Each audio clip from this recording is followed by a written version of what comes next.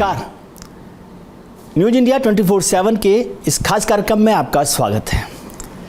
वैसे सही मायने में आजकल यूँ तो लोग टेलीविज़न पर भरोसा नहीं करते, टेलीविज़न के न्यूज़ रूम पर भरोसा नहीं करते।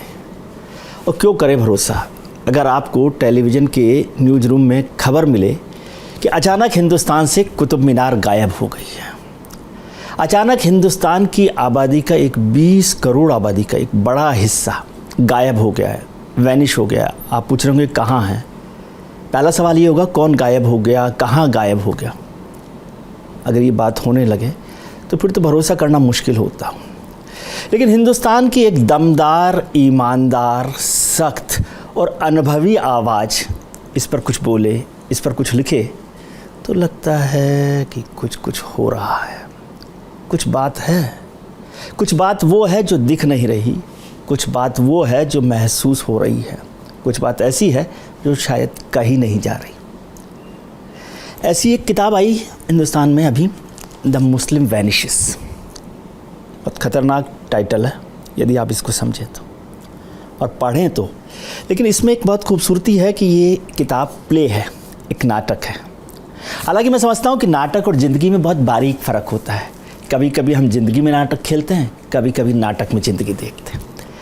खैर, इस पर चर्चा करेंगे। लेकिन हमारे साथ इस नाटक, इस किताब के लेखक, पत्रकार, एक बहुत दमदार आवाज़ जिनसे हम लोगों ने थोड़ा बहुत सीखने की कोशिश की, क्योंकि पूरा सीखना मुश्किल काम है, सईद नकवी साहब।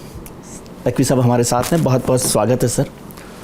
बहुत बहुत शुक्रिया, आपने तकलीफ़ की और इस किताब का तज़किरा आप कर रहे हैं। ये इसको मज़े की बात यह है कि इसका हिंदी अनुवाद हो चुका है और छप चुकी है। हाँ, छप चुकी। और उसमें आपने लिखा कि मुसलमान कहाँ गए। उसमें हाँ, मुसलमान गायब, मुसलमान गायब, हिंदुस्तान से मुसलमान गायब। एक मलयालम में, पंजाबी में आ रही है, मलयालम ये बात हो रही है, तो चल निकली है बात। पहले एक आपकी किताब आई थी बीइंग अदर्स, वो भी ऐसे सुरसुराहट थी उसमें इसकी। ये सुरसुराहट शायद गहरी हो गई हो, कुछ जख्म दे रही हो, कुछ बात कर रही हो। ऐसा है कि ये उसका नतीजा मुस्लिम वैनिशेस हो गई हो है। आप जो बात कह रहे हैं उसमें कुछ जान यकीनन है। और वो ये कि जब मैंने इससे पहले वाली किताबें लिखी वो मेरे एक्सपीरियंसेस थे और मैं ये देख रहा था कि हिंदुस्तान बदल रहा है। तो उसका बदलना मेरी समझ में नहीं आ रहा था, क्योंकि शायद मेरी मासूमियत थी ये। मैं जहाँ पला बढ़ा, ये असल में मेरी खुशकिस्मती भी है कि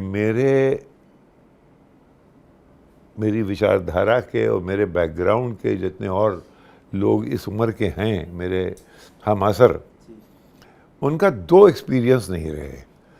या तो वो अंग्रेज़ी स्कूल में चले गए तो वो अपना अंग्रेज़ी स्कूल के रहे। हमारी दोनों टांगें हमारे गांव में रहीं।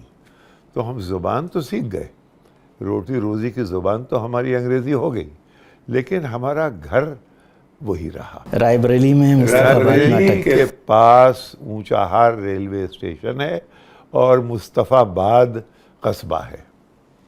गांव कहो तो वहाँ वाले चढ़ जाते हैं। तो कस्बा है और वहाँ के हम लोग रहने वाले हैं। कोई रजवाड़ा नहीं है, कोई बड़ी ताल्लुक़दारी नहीं है, लेकिन जायसी के करीब है, सैयदों की बस्ती है। जायसी के करीब है, जायसी के करीब है, मलिक मोहम्मद जायसी के। अरे साहब, उनका बड़ा असर है। ये असल में यही, बस आप बात को समझ रहे हैं। इसमें है क्या कि ये जो लोग थे, जो यहाँ शुरफा, शरीफ लोग जो यहाँ आके बसे थे, अब उनका यहाँ पे बसना भी एक बहुत लंबी कहानी, उसमें हम नहीं जाएंगे। ये इनका और सूफ़ी सिलसिलों का रिश्ता, सूफियों के जादू ये था कि वो मट्टी से उठा लेते थे, उन्हीं की भाषा बोलते थे, उन्हीं की। अब अगर वो नात भी लिखेंगे तो नैया मोरी न मजधार नबी जी, तुम ही पालनहार नबी जी, नबी कौन है? प्रॉफिट। तुम ही पालनहार, दास नईम को दरस दिखा दो। ये अब ये बोली थी उनकी। हमारे यहाँ औरतें यही भाषा बोलती थी, खड़ी बोली बोलना जानती थी, लेकिन घर में ये भाषा बोलती थी। मर्द जब अंदर जाते तो ये बोलते थे, बाहर खड़ी बोली बोलते थे। ये था। मैं एक बात कई दफ़े, सैकड़ों दफ़े सुना चुका हूँ, लेकिन इसलिए नहीं थकता हूँ कि हर दफ़ा ऑडियंस नहीं होती और मैं चाहता हूँ कि पहुँचे उन तक। हमारे गांव में बहुत सी चीज़ें थी, मसलन ये कि एक सोहर जब बच्चा होता है, कन्फाइनमेंट में होती है औरत, तो हमारी अम्मा का और हमारी नानी का पसंदीदा सोहर जो था वो असीमुन गाती थी, अल्लाह मियाँ हमरे भैया का दियो Nandlal, O my Allah give my brother a son like Lord Krishna. हजरत बीबी बैठी हुई हैं, रसूल की बेटी, जंग ख़त्म हो गई है, अली साहब अभी तक नहीं आए, तो वो सुगरा से गई। अब देखिए सुगरा जो है तोता, वो हमारे पुराने में वो मैसेंजर है। सुगरा से कहती हैं कि ये सुगरा तू अली साहब को ढूंढने जा, अगर कहीं ना मिले तो वृंदावन जरूर जाना। अब बता इसका क्या है मतलब। तो ये एक परंपरा थी जिसमें कि कोई तसन्नो नहीं था। तसन्नो कहते हैं जिसको कि शो ऑफ करने वाले, यही जिए थे हम लोग। फिर अंग्रेजी में आए, तो अंग्रेजी के बाद लखनऊ पहुंचे। लखनऊ में क्या शहर था साहब, क्या शहर था, क्या शहर था मियाँ, हम तुम्हें क्या बताएं। हमारे लड़कपन का शहर था। अल्लाह मरता, अरे लाहौटी तो था ही, वो तो अलग चीज़ थी। लेकिन साहब अमीनाबाद में दानिश महल की किताब की दुकान, वहाँ जाइए तो शेरवानी में इंटेलेक्चुअल्स, जोश साहब बैठे हुए हैं, फिराक साहब बैठे हुए हैं, हमारे कज़न्स हैं, वो लोग बैठे हुए हैं। हमसे माँ हमारी कहती थी शेरवानी पहना के बेटा शाम के वक्त जाके दानिश महल में बैठा करो। तो दानिश में मैं बैठा हुआ हूँ और यहाँ ये लोग बातें, इस तरह से ट्रेनिंग होती थी, रुचि होती थी। लेकिन हज़रतगंज अंग्रेज़ का था। वहाँ की जो सबसे प्रसिद्ध दुकान थी किताबों की, वो थी ये Advani and sons. Advani ji institution थे, सिंधी थे लेकिन लखनऊ का इंस्टीट्यूशन थे। वहाँ पे मैंने कभी ये दिल में ये जगह, इतना लोगों में बड़ा दिल था। To be a doctor you have to be a Bengali first, क्योंकि जितने डॉक्टर आए थे वहाँ सब मुखोपाध्याय, चट्टोपाध्याय, बैनर्जी, और बड़े खुशी से कहता था लखनऊ वाला। जब रेफ्यूजीज आए सिक्स, उन्होंने दुकानें खोल दी गड़बड़ झाला मार्केट में। अरे साहब पहली दफ़ा एग्रेसिव मार्केटिंग हुई है। उन्होंने साहब कोका कोला पहनाना शुरू की, बुर्का पोश औरतों को, और बाकायदा नाप से, फीते से जब नापने लगे तो फ्लर्टेशन आगे बढ़ा। तो एक नया शौक़ हुआ। अजीब शहर था। इधर देखिए तो मजाज जा रहे हैं, इधर से देखिए कोई बुरे हाल लोग। पता नहीं क्यों मेरे ख्याल में बहुत ज़्यादा पैसा नहीं था, अच्छाई थी। पैसे का न होने में अच्छाई, ये एक लखनऊ की खूबसूरती थी। अब लखनऊ के बाद अब आप दिल्ली आए रोटी रोज़ी के चक्कर में। जब दिल्ली आए तो ये था, देखिए यहाँ पे पैरवी हर जगह चलती। न तो मैं ब्राह्मण नेटवर्क में था, न मैं बनिया नेटवर्क में था, न मैं कायस्थ नेटवर्क में था, न मैं दून स्कूल नेटवर्क में था। मेरे पास कोई नेटवर्क नहीं था। और मैं जब सूट मैंने बोरो किया था मेरे सत्येंद्र नंदन ऑस्ट्रेलिया में आजकल, वो समर में इंटरव्यू था स्टेट्समैन में, तो मैं साहब वो सूट बांध के गया और डरा हुआ कि पता नहीं क्या, हैव यू रिटन, अंग्रेज था। मैंने कहा आई रिटन, क्या? मैंने कहा पोइट्री। तो वो मेरे मुंह तकने लगा, ये कौन मुंह रखा गया है यहाँ पे। तो उसने फिर थोड़ी देर के बातें की और उसने कहा कि देखो वहाँ बैठ के, ये उसने दिखाया अपने वहाँ पे एक रैक पे अखबार रखे हुए थे, उसको खोल के उसने न्यू दिल्ली नोटबुक, बड़ी बहुत एडिटर की अपनी वो कॉलम था, कंट्रीब्यूटरी, सब लोग कंट्रीब्यूटर, जिसका कंट्रीब्यूशन न्यू दिल्ली नोटबुक में छप गया, वो उस रात प्रेस क्लब जाके सबको शराब पिलाता था। समझे साहब, ये एक ख़ास बात थी। तो उन्होंने दिखाया मुझे 400 वर्ड्स। अब मैंने कहा या अल्लाह, क्या पूछने वाला, can you right 400 words on mangoes? अच्छा, आम इत्तेफाक से अंग्रेज को 2-3 चीज़ें बहुत पसंद नहीं आई। आम, लखनऊ में रहकर आपको तो हमारे घर में थे वो आम, तो मैंने था ऐसा कहानी रची, आम की एक खास कहानी, 400 वर्ड्स मैंने एक आधे घंटे में उनको लिख के दे दिए। अब जनाब उनका सेक्रेटरी आया कि वो उन्होंने कहा है कि आप घर जाइए, और वो ये कलकत्ते में हेडक्वार्टर था, हम कलकत्ते से पूछेंगे। तो मैंने कहा ये जवाब हो गया, इसका मतलब हुआ नहीं। चला गया मैं। कुछ दिनों के बाद ख़त आया, और वो ख़त अभी तक मुझे याद है। Even though we can not offer you a job at the moment, we are willing to take you on as an apprentice trainee for 6 months. At the end of the training period, we do not guarantee you any employment.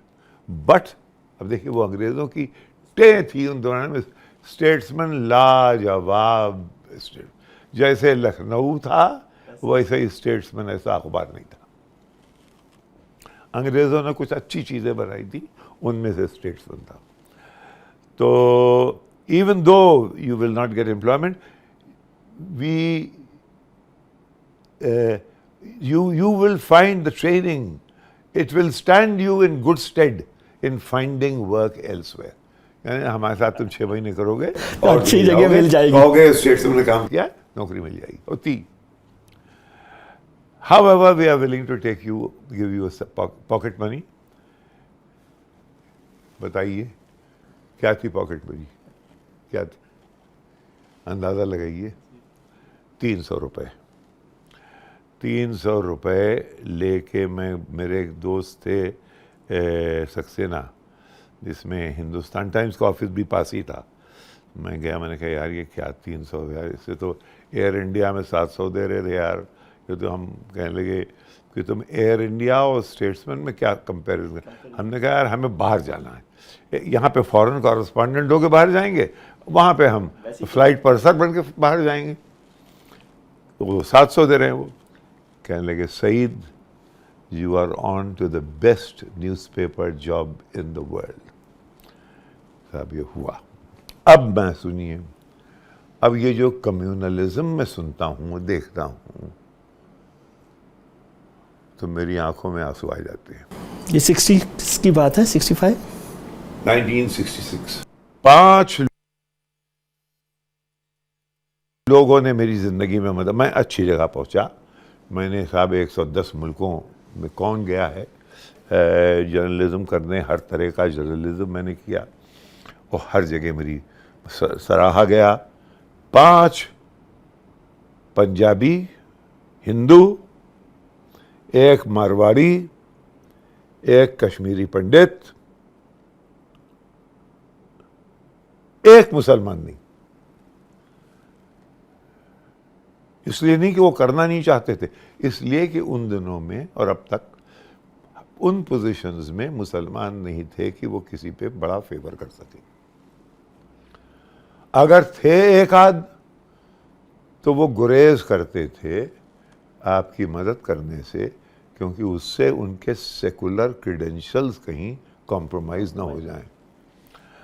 तो कहने का मतलब ये है कि हमें साहब कभी कोई ये कम्यूनल बायस अगर रत्ती बराबर, बल्कि उल्टा होता था। हमारे कॉलीग जो थे कहते तुम तो फेवर्ड हो यार, वो ताव खाते थे, वहाँ पे कम्युनलिज्म हो जाता था ज़रा सा, लेकिन वो भी जब सोचता हूँ अब, तब नहीं था। लेकिन एक चीज़ थी, हम और अरुणा हमारी बीवी घर ढूंढने निकले उन्हीं दिनों में। स्टेट्समैन में नौकरी मिल गई था, बादशाह हैं, और अब घर ढूंढ यहाँ नहीं मिल रहा, वहाँ स्टेट्समैन का ठप्पा दिखा रहे हैं, हाँ साहब हो गया हो गया हो गया, आखिर में नहीं हुआ। मैं स्टेट्समैन आया, मैंने कहा साहब बड़ी मुश्किल हो रही। फिर क्या हुआ, वही बेचारा कुलदीप नायर, अल्लाह उसे जन्नत दे, वहीं होगा, कुलदीप नायर और बिक्रम सिंह, इन लोगों ने बेड़ा उठाया, मुझे घर दिलाया, मैं घर में रहा, उसके बाद से कोई इस किस्म की बात नहीं हुई। तो 60s की बात है। हाँ नहीं, देखिए ये सब रहा 80s तक। 80s तक मेरे कजन्स हैं पाकिस्तान में, ये सब है इसमें इससे पहले वाली किताबें हैं, इसमें दर्द है ज़्यादा, इसमें ये तीखी है ज़रा। मेरे पाकिस्तान से कजन्स आते थे, मेरी माँ के सगी बहनें वहाँ भी आई हुई, मेरी ज़िंदगी देखते थे कि भैया तुम्हारी ज़िंदगी तो बड़ी अच्छी है, क्योंकि मेरे दोस्तों में अगर विनोद, रंजीत, अशोक हैं तो जाहिद, मोहम्मद और अशफाक भी हैं। वहाँ पे ये था जैसे बकौल शन्ने हमारे एक भाई दोस्त है, हमारा भाई है सबसे बीच में, बड़ा मज़े का है। वो गया पाकिस्तान, वहाँ से वापस आया, हमने कहा शन्ने कैसा लगा यार, कह लगे nice place, you know, all very happy dodging around in the Toyotas, nice place, too full of Muslims. अब देखिए वो कह रहा है, वो ये कह रहा है कि उसके वहाँ पे कोई त्रिवेदी जी नहीं है, समझे, द्विवेदी जी नहीं है, कोई अशोक नहीं है, कोई रज़िया है तो उसके अरुणा नहीं है। ये एक मोनोटनी सी उसको लगी, क्योंकि वो दूसरे माहौल से उठ के गया था। अब जनाब आया 80s में ज़रा सी कुछ फ़ज़ा गड़बड़ होने लगी, और अब पॉलिटिकल ना करूँगा, लेकिन ना करूँ तो बात कैसे हो, क्योंकि हमारे दोस्त मसला मिक्स है ना, दोनों चीज़ें मिली जुली हैं। नहीं, राजीव हमारे दोस्त थे, इन लोगों को हैरत होगी कि उन्होंने सबसे पहले मुझसे कहा था, अब उनके प्रेस के लिए काम करने के लिए सबसे पहले, और इसके विटनेसेस दो हैं, एक अभी जिंदा हैं, रोनन सेन, और दूसरे गोपी अरोड़ा, उनका इंतकाल होगा, और उस वक्त सामने मौजूद थे एक मेंबर ऑफ पार्लियामेंट हुआ करते थे हैदराबाद के, कमालुद्दीन अहमद, ये इनके सामने की बात। खैर उसको छोड़िए, दोस्ती थी, लेकिन शाहबान आपने कर दिया। जी वही मैं कह रहा हूँ कि राजीव गांधी और शाहबान, उधर जाके आपने कहा कि सलमान रश्दी की रब बैन कर दी, उधर आपने जाके ताले खुलवा दिए, और फिर जो मैं और मेरी माँ, देखिए सुनिए ये किस्सा बड़े मज़े का है। मेरी माँ लखनऊ, मुस्तफाबाद से लखनऊ आ जाती थी, कैंप हाउस हमारा लखनऊ में, जैसे पटने में कहते हैं कि कहाँ मिलेंगे, डेरा में मिलेंगे, डेरा मतलब कैंप, घर तो गांव में होता है,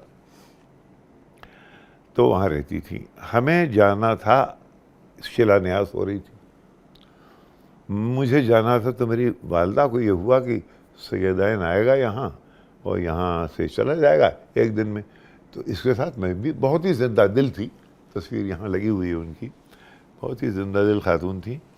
वो साहब बैठ गई गाड़ी में, हमारे साथ हमारी बीवी, हमारी छोटी बच्ची और हमारी अम्मा। श्रीवास्तव कलेक्टर हैं, उन दोनों में ज़रा हम कार्ड कैरिंग जर्नलिस्ट थे, तो उसके बगल में ये श्रीवास्तव बैठे हैं, ये हम बैठे हैं, ये अम्मा बैठी, ये अरुणा, ये ज़ेबा। और जनाब यहाँ आमर खामर ज़मीन है और चोरी हो रही। क्या हो रही है कि साहब ये जो है, ये इलाहाबाद हाई कोर्ट ने कह दिया है कि यहाँ आप शिला ना लगाइए। सिंघल ने कह दिया है कि मैं जान दे दूंगा, यहीं होगी। राजीव गांधी ने इनको तिवारी जी को, तिवारी जी यहाँ नारायण दत्त तिवारी नारायण दत्त को कि भाई आप ऐसा करें, अब देखिए कि जहाँ पे डिस्प्यूटेड लैंड है वहीं पे करवा दीजिए। और ये यहाँ बैठा हुआ ये करवा रहा है और मैं देख रहा हूँ, I am the only witness to that. और प्रेस रिपोर्ट ये कह दो कि हमने अनडिस्प्यूटेड लैंड पे की और हमारी एग्रीमेंट हो गया है सिंघल साहब से, उन्होंने कर दिया। शाम को सिंघल साहब ने देखा, उन्होंने प्रेस कॉन्फ्रेंस बुलाई, ये सब झूठ बोल रहे हैं, इन्होंने बिल्कुल वही किया जहां मांग रहे थे। तब से कांग्रेस गिरी है। ये कि पीवी नरसिम्हा राव 144 पे आ गए बाबरी मस्जिद के गिरने के बाद, ये गलत है। तब से मियां सरक लिया पूरा। अब सुनिए, अब मजे की बात सुनिए। शाहबानो वाली बात पर थोड़ा सा बोलेंगे। शाहबानो वाली बात से तो शुरू हो गया था झगड़ा वो तो लेकिन यहाँ पे हमारी अम्मा एक बात कहती थी कि सैयदन ये जो मस्जिद है, ऐसी मस्जिद तो है नहीं जैसे कर्दोबा की मस्जिद हो या ये रेड फोर्ट की ये अपनी जामा मस्जिद हो, ऐसी तो है नहीं। और दूसरे ये कि मुसलमान तो जिधर भी चटाई बिछा ले काबे की तरफ, उसकी नमाज हो गई। ये डेसेक्रेट करता है अपने आइडल को, तो मेरे ख्याल में तो मुझे समझ में नहीं आती। ये तो बड़ा उदारता होगी, बड़ा दिल होगा कि इसे कहें कि इनको करो। यही एग्जैक्टली मौलाना कल्बे सादिक कहते थे। और लेकिन कुछ लोगों को सियासत खेलने का शौक़ था, उन्होंने बाकायदा अपनी एड़ियाँ वहाँ ज़मीन पे गाड़ दी और लड़ने के बाद यानी मस्जिद भी गई और पॉलिटिक्स भी गई। पॉलिटिकल एडवांटेज भी आपने दे दिया उन्हें और आप मस्जिद भी नहीं बचा पाए। और यही होने वाला है ज्ञानवापी और इस पे ये जो मथुरा, बिल्कुल यही होने वाला है। यानी लोग हम जान दे देंगे और हमारे, अरे भैया तुम तो आप कह रहे हैं कि ज्ञानवापी भी सौंप दें और मथुरा में भी देखिए ऐसा इस वक्त ये काश खुदा करे एक दिन ऐसा आए कि हम आप ठंडे दिल से बात कर पाएं। और ठंडे दिल से बात, जब आपके दिल में खोट न हो, जब आप हमें उल्लू न बना रहे हों, और तब आप कहें कि सईद ये क्या ज्ञानवापी तुम्हें अच्छी लगती है, मैं कहूँगा नहीं मुझे अच्छी नहीं लगती। क्योंकि ये काशी जो है तो इस गालिब का शेर है, हमाना काबा हिंदुस्तान, वो कहता है काबा है हिंदुस्तान का, गालिब कह रहा है। काश मथुरा पे हमारे मौलाना हसरत मोहानी वो कहते थे वहीं जाके काशी नगरी में मैं जाके मथुरा नगरी, उनका हज पूरा नहीं होता था जब तक कि राधा के दर्शन बरसाना में ना कर लें। ये बातें हैं तब की जबकि हम और आप ठंडे दिल से हूँ। इस वक्त अगर मैं कहूँ तो मैं बिक गया, मैं कहूँ तो मैं किस मुँह से कहूँ। मेरा दिल तो लेकिन है ये कि ये आस्था की बात ही नहीं है।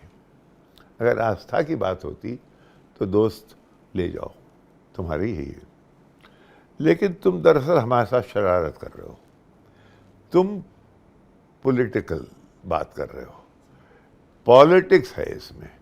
तुम ये जानते हो, इस वक्त तुमने उछाला है ये कि हम इधर अड़ जाएंगे, हमारे लोग अड़ जाएंगे, और वो जब अड़ जाएंगे तो उससे पोलराइजेशन और अच्छा होगा। अभी उसको ठंडा करेंगे कुछ दिन के लिए, आप देखेंगे। क्योंकि 224 और 2024 और 2025 में आरएसएस के 100 साल हो गए जी। ये तब के लिए अभी से तैयारी है, और ये अहमक समझते नहीं हैं कि उस तैयारी में अगर हम जूझ जाएं, यही तो वो चाह रहे हैं भाई। तो रास्ता क्या है सर? आप देखिए, दो बातें।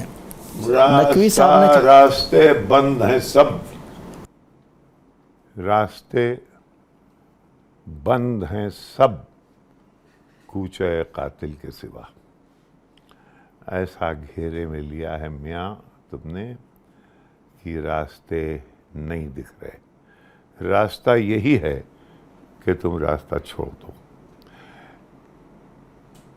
इन्हें मस्जिद में दिलचस्पी नहीं है, इन्हें दिलचस्पी है तुम उसके खिलाफ खड़े हो जाओ, तो तुम हट जाओ, चुप हो जाओ, ये हाथ हवा में मारें और उसके बाद इसको जो चाहें करें। मेरे हिसाब से तो इसमें अगर आस्था ही की बात होती तो मेरी आस्था तो ये कहती है कि काशी है, ये एक मिडीवल एबरेशन था, ये कोई ऐसी खास बात नहीं है। ये उसकी भी सर, इसमें एक जोड़ जो आजकल जो लोग कहते हैं, जो मुझे समझ आई, आप उसको करेक्ट कर सकते, कि बहुत सारे लोग कहते हैं कि ये जो कनेक्ट कर रहे हैं ना आप औरंगजेब से, जिसे हम लोग आक्रांता बोलते हैं, जिसने हमलावर बोलते हैं, वो हमलावर है, मुग़ल हमलावर है, शासक है, रूलर है, वो आज का मुसलमान से उसका रिश्ता नहीं है। लेकिन ये एक झगड़े की जड़ बन रही है। कुछ लोग समझ रहे हैं ऐसा है, जो लोग लड़ रहे हैं वो भी कह रहे हैं कि नहीं, इनका दोनों का कोई कनेक्ट नहीं है, हम मुसलमानों के लिए झगड़ ही नहीं रहे, मुसलमानों से झगड़ा नहीं कर रहे, हम तो आक्रांता से झगड़ रहे हैं। लेकिन कुछ मुसलमान ऐसा समझते हैं कि नहीं, आप बहाना, आपके पास औरंगजेब है, लड़ आप मुझसे रहे हो, आप ऐसा समझते हैं? बुरा ना मानो तो मैं सच बात कहूं, बुरा तो नहीं मानोगे।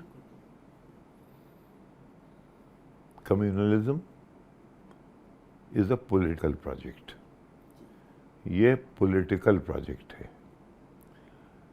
ये 1989 तक मैं क्यों अपने रिश्तेदारों को यहाँ बुलाता था और वो खुश, उसके बाद मुझे क्यों बुरा लगने लगा? इसलिए कि हमारे वीपी सिंह साहब ने एक इतना बड़ा पत्थर मंडल कमीशन का डाल दिया तालाब में, उसके जो सुनामी उठी उसको काउंटर करने के लिए फिर अडवाणी जी की रथ यात्रा हुई। आपने पूरी जो कहानी है राम जन्मभूमि की, उसको आपने इतना बढ़ा दिया कि वो आउट ऑफ कंट्रोल चली गई, समझे? मस्जिद ढा गई आप, और फिर वो उसके बाद वो जीनी जिसे कहते हैं, वो जिन आपकी बोतल के अंदर फिर नहीं आया, ये चलता ही चला गया, ठहरा रहा। फिर अब मोदी जी आए। देखिए, मोदी जी की बात को आपको बहुत ध्यान से सुनना पड़ेगा। ये तो कम्युनलिज्म वगैरह की बात मैं नहीं कर रहा हूँ। सबसे पहली स्पीच पार्लियामेंट में जो उन्होंने दी, एजेंडा साफ कर दिया, और जितनी हिपोक्रेसी पुरानी थी वो एक्सपोज कर दी। उन्होंने कहा कि हमें 1200 साल की गुलामी से निकलना है। पहली स्पीच मई 2014 इन पार्लियामेंट। किसी माई के लाल ने आज तक ये नहीं कहा था। सब यही कहते थे शराफत से, आप भी हमसे यही कहते थे कि भाई हम दोनों मिलके अंग्रेज से लड़ें। 200 साल पब्लिकली आपके दिल में जो रहा हो, लेकिन आप कहते ये थे कि 200 साल अंग्रेजों से हम लड़ें, यही कहते थे ना। वो कह रहा है नहीं साफ, वो तो कह रहा है नहीं, ये तो लड़ाई 1200 साल की हमको। अब अगर आपको याद हो, उसका फौरन बाद किस्सा हुआ था, हम ये टोपी पहन लेंगे, ये टोपी वो वाली टोपी नहीं पहनेंगे, याद है? एक बड़ा वो पहनाने की कोशिश कर रहे हैं, उन्होंने मना कर दिया। तो ये एक चीज़, ये एजेंडा सेट कर दिया उसने कि ये ट्रांसफॉर्मेशनल है, और ट्रांसफॉर्मेशन पब्लिकली उन्होंने ये भी तो कहा कि सबका साथ, सबका विकास, सबका प्रयास। ये उन्होंने ये भी कहा कि माइनॉरिटी कमीशन जो है या माइनॉरिटी मिनिस्ट्री है, वो कहीं ख़त्म नहीं की, उसका बजट भी लगातार बढ़ाते गए। ये तो शेख भी खुश रहे, शैतान भी नाराज़ ना हो, ये तो सियासत में इसको कहते हैं एम्बीडेक्स्ट्रस। ये तो चलना पड़ता है, ये भी करो वो भी करो, लेकिन एजेंडा ये है, साफ कर दिया उसने, और वही हो रहा है। अब वही हो रहा, बड़ी हैरत की बात है, बहुत अफसोस की बात है, सख्त अफसोस है कि वही रिश्तेदार जो यहाँ आके मुझ पर रश्क करते थे, एनवी करते थे, अब वो मुझे पिटी करते। तब से अब तक कैसे हुआ ये? तो मैं आपसे कह रहा था कि communalism is a political project. Caste is an ancient Indian social habit. It's a system, it's a habit. Ancient habit. क्या कह रहा हूं मैं ये कह रहा हूं, वो यही इस किताब में है।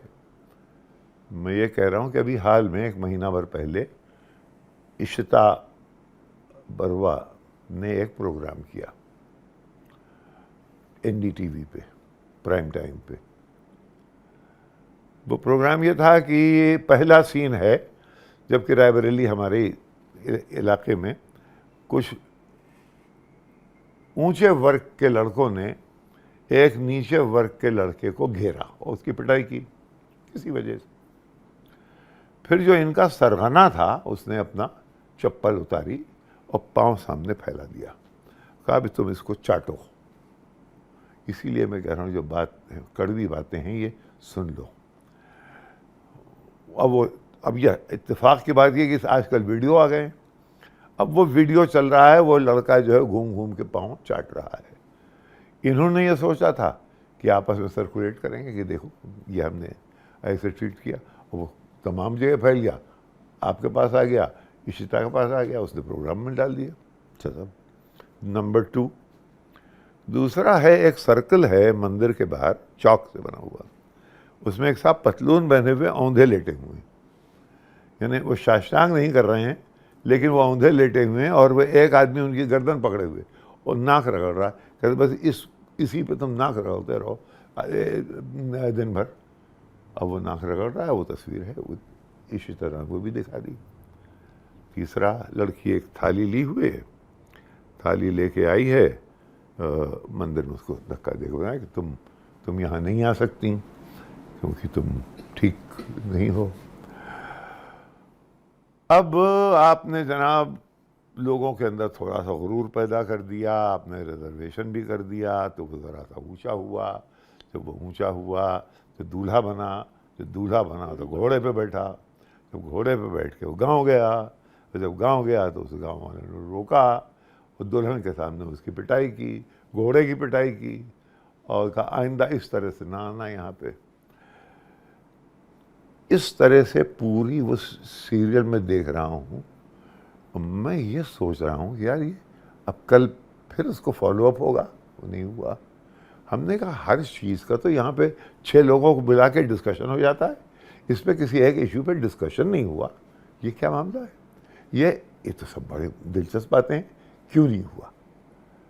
ये जो दिल में चोर है मियाँ, ये जब तक किस खुल के सामने नहीं आएगा तब तक कम्युनलिज्म और ये अच्छा ये इसको मैं दूसरे सवाल की तरह से पूछूँ, बहुत गंभीर बात आपने कही, बहुत सीरियस बात है और हकीकत है।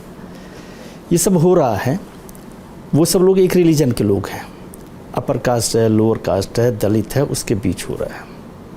ये एक सोशल कन्फ्लिक्ट है। कमोबेश मैं ऐसा मानता हूँ कि ऐसा का ऐसा 2 रिलीजन के बीच हो रहा है, हिंदू मुसलमानों के बीच हो रहा है।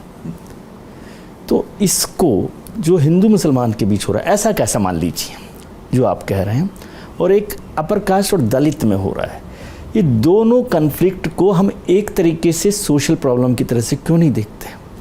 एक को हम रिलीजियस प्रॉब्लम देखते हैं, एक को सोशल प्रॉब्लम। एक से पॉलिटिकल एडवांटेज है, दूसरे को छुपाना। देखिए इसके 2 एडवांटेज, कम्युनलिज्म के 2 एडवांटेजेस है। एक तो ये कास्ट के मामले को ढांप देता। देखिए हर फैमिली में एक बुरा सीक्रेट होता है, जैसे बैड सीक्रेट्स, उसकी बात न करो। दिल में जो खून था वो मेरी चश्मे तर में है, ऐ जब्त रोकना कि अभी घर की घर में है।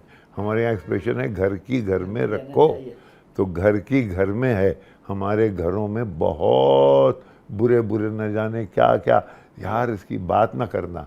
वैसे ही जात है उसकी बात। अच्छा, अगर ऐसे ही होता तो ये अपना हिंदू रेट ऑफ ग्रोथ से ग्रो करता रहता, इम्प्रूवमेंट होता रहता, या ना होता। आपने वो भेज के उसको इतना बड़ा घनचक्कर बना दिया है कि अब वो हर मिनट पे इस जात को काटो तो वो जात जीत जाएगी, उसको छांटो तो वो उससे मिल जाएगी उसको। अब ये यानी पॉलिटिक्स में तो आप इलेक्शन के ज़माने में तो जात सही है, लेकिन उसके बाद ये जब आती हैं तस्वीरें तो आप कहते हैं इसकी बात मत करो।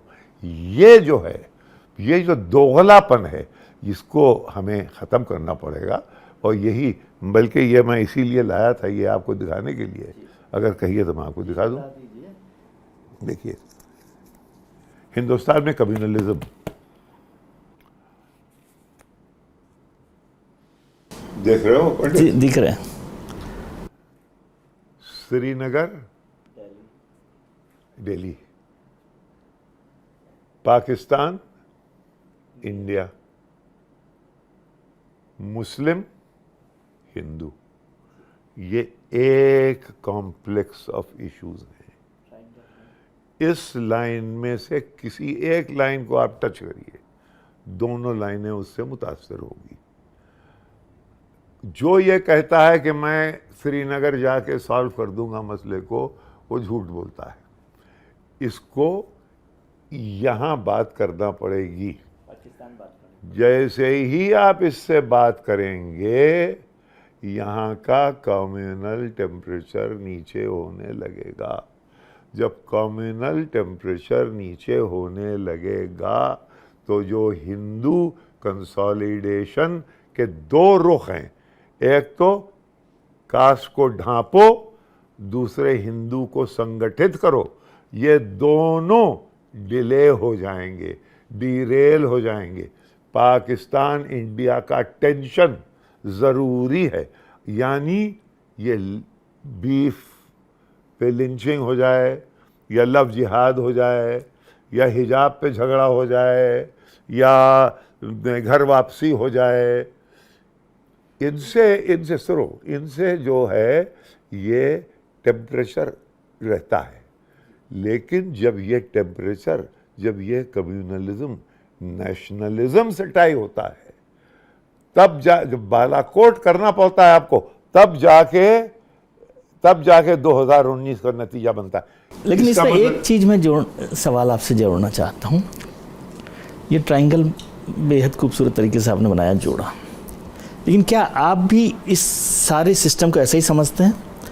मुसलमान और पाकिस्तान को जोड़ते हैं, मुसलमान और श्रीनगर को जोड़ते हैं? नहीं, मुसलमान को हम नहीं जोड़ रहे हैं। ये है कि मुसलमान, पाकिस्तान, कश्मीर, मुसलमान, ये सब एक संगठित स्लोगन बन गया है। यदि तुम ऐसे जोड़ते हैं? हाँ, हम तो कभी जिंदगी भर, हाँ, हम तो ये चाहते हैं कि पाकिस्तान से दोस्ती हो जाए, हमारे कजन्स रोज आए बगैर वीज़े के। हम तो ये चाहते हैं, हम तो ये चाहते हैं। हाँ, लेकिन देखिए, लेकिन श्रीनगर की समस्या मुसलमानों की समस्या है।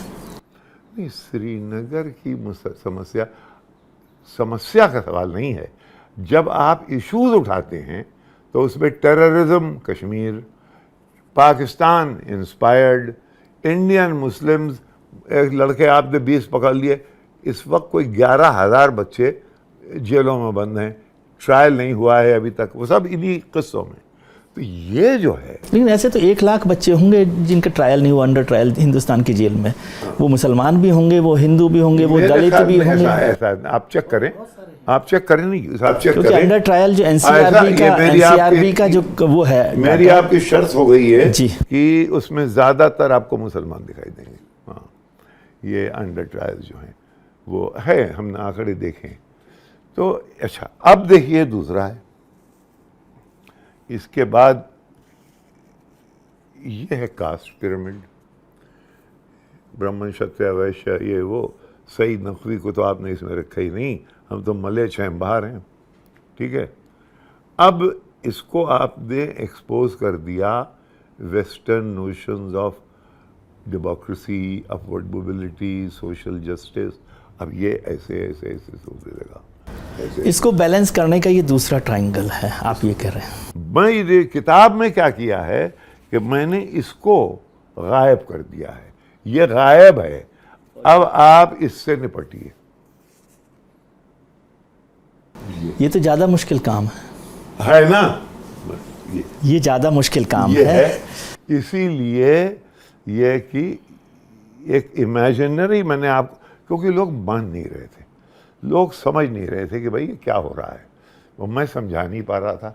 तो मैंने कहा एक तरीका ये, एक चीज़ मैं समझना चाहता हूँ, टाइम कम है क्योंकि बात आपके ये साथ बताओ कि बात मेरी समझ में आई? बात मुझे समझ आ गई, लेकिन मैं जो समझना चाहता हूँ आपसे, इससे बताओ एक बात बताओ, जी, लोग नाराज होंगे कि नहीं नाराज हो, खुश हो, मैं उसकी चिंता नहीं करता। मैं नहीं भौचक्के नहीं, क्योंकि सब जान रहे हैं, जानते ही हैं, इसमें भौचक्के होने वाली बात नहीं है। भौचक्का मैं इसलिए हूँ कि सईद नकवी जो इस बात को बेहतरीन तरीके से समझते हैं, हिंदुस्तान के बहुत सारे लोग समझते हैं, उसको ये नाटक लिखने की ज़रूरत क्या है। नाटक में क्या समझता हूँ, नाटक का मतलब है कि जख्म तो अंदर रिस रहा है लेकिन हिम्मत नहीं है कहने की। इतनी तीखी बात मैं नहीं कह सकता, इतनी तीखी बात एक कैरेक्टर कह सकता है। अच्छा, और जो वो कहेगा तो उसका जवाब भी होगा, वो भी एक दूसरा कैरेक्टर कह सकता है। तो ये जो इसके पोलेमिक्स हैं उनको रिजॉल्व करने का एक तरीका था, और वो इसे डर नहीं कहूँ मैं, डर भी नहीं, कॉशन कह दीजिए। ये अब भाई ये कैसे कह दूं, जिस तरह से मैंने आपको जिस हार्ट, माफ़ करना भाई, मैंने इतने जैसे आपको कास्ट के बारे में बयान किया, ऐसे मैं और लोगों के सामने बात करूं तो मेरे तो दोस्त वाक करके चले जाएं, अच्छे अच्छे दोस्त, क्योंकि अरे यार नकवी साहब की ये सोच है, भाई नकवी साहब तो ये लिखते रहे यार, तुम पढ़ते नहीं हो। तो असल में अच्छा चुन लेते हैं लोग। उसके अंदर आज मैंने मजमून लिखा है ज्ञानवापी पे और इस पे, अब वो लोग कह रहे हैं क्या कहना चाह रहे हैं, आप पढ़ें ज़रा सा, पढ़िएगा। तो ये है, देखो भैया, यहाँ पे हमें तुम्हें रहना है, एक ही अगर 1200 साल से हम यहाँ हैं तो हमने तो इसमें एक जगह चली जाती है कुतुब मीनार, तो एक कोठरी आती है, एक देयर इज अ ज्यूरिस्ट आते हैं, वो ज्यूरिस्ट में अमीर खुसरो भी हैं, वो पूछते हैं मौलाना हसरत मोहानी से, वो उसका जवाब देते हैं। वो कहते हैं ये फ़ौरन रिस्टोर कीजिए, ये इस हिंदुस्तान में कोई एक चीज़ मुसलमान की बनाई हुई नहीं है, हिंदू की बनाई हुई नहीं है। हमारा गाना अगर उसमें अदा रंग हैं तो भीमसेन जोशी भी हैं। तो ये बिल्कुल गलत है कि अल्फाज खाना हम लोग मिल के बना है। हाँ, बिल्कुल यही है, स्वामी विवेकानंद, अरे मिल लीजिए कि, तो इस तरह से हम लोगों को मिलजुल के चलना है। ये बात है, कहाँ ले जाएंगे, बिल्कुल ठीक बात है। वक्त बिल्कुल नहीं है, आपसे तो बात का सिलसिला हम ख़त्म नहीं कर सकते।